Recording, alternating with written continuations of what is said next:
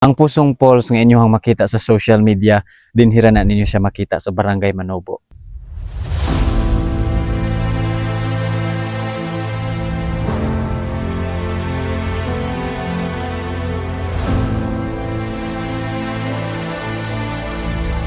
Maayong buntag, nata karon sa Barangay Manobo ug syempre uban ko ninyo kauban si Kevin para mag-picture out sa usa sa pinaka sikat ug nabantog ang ginatawag nga Heart Falls or Pusong Falls.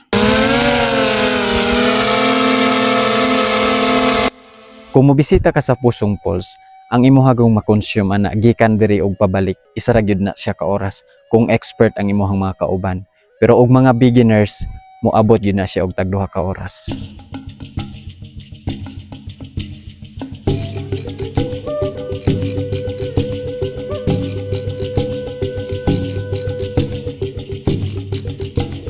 And kabalo ko nga ang kining Heart Falls is common na kaayo sa inyo ha kung inyo makita sa social media. Pero gusto na ko isulti sa inyo ha karon nga lahi gyud ang experience kung inyong bisitahon aktually. So naami karon din sa Sitio Mati. Ang Sitio Mati din hinyo makita ang Pusong Falls. Ug ang Sitio Mati mo'y pinaka-stable nga sitio sa among barangay. Stable sa panginabuhian ug nindot ang pag-construct sa mga balay. Established gid siya. Mano na siya ang ginatawag nato nga kuan, Sitio Mati. So unsa man na siya ang Sitio Mati diri sa inyo ha? Ang Sitio Mati usa siya ka sitio nga sakop sa Barangay Manobo. Unsa ang produkto nga ilang gina-produce po dira? Ang produkto sa Sitio Mati number 1 is kini tawag nga tahiti. Ikaduha ang saging. Saging. So kana sila gid ang nagahimo og kanang ilang produkto nga silihig or nagaproduce lang sila or nagabaligya lang sila og raw materials nga ihatod dito sa himuanan. Gikan sa pagtanom, paghimo hangtod sa mahimo na gid siyang final product, sila gid ang gahimo tanan. So ang ato ang adtuan karon, asa dapit dira ang ato ang agian para makaabot sa ato ang adtuan nga busay karon? So ang kanang makita nato nga sitio din ha, dili na gid ta makaabot din ha.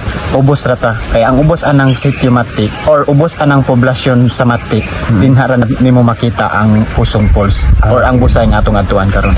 Sige.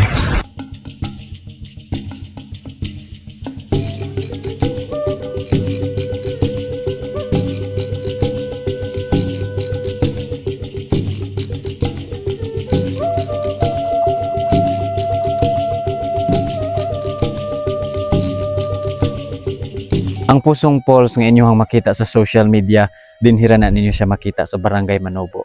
Ug ang kanang Pusong Falls or Heart Falls din sa Barangay Manobo, dili lang mga bisita ang galaag didto bat bisan gani ang malukal mga kabataan din sa amuang barangay ug kanang duol sa ilahang kasing-kasing nga adtuon ug lingaw na siya kay daghan ang mga bata nga gabisita gikan sa poblasyon moadto lang sa Mati para mobisita or magliguan ng Pusong Falls. And mostly diha sila gahimo sa ilahang banding usahay.